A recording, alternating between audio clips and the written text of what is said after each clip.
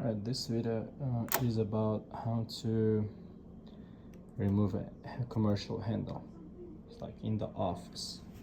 You probably see a typical office like this. So this is the handle. This is the hole that aligns with this part. So we come here, grab the part.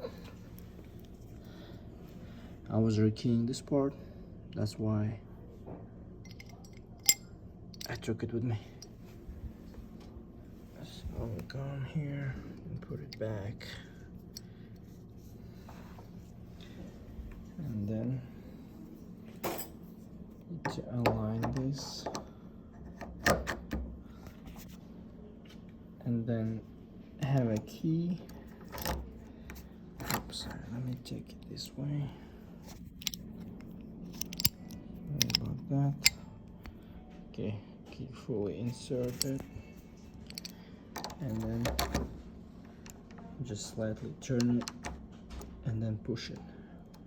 Same way you turn it, put something sharp inside and pull it.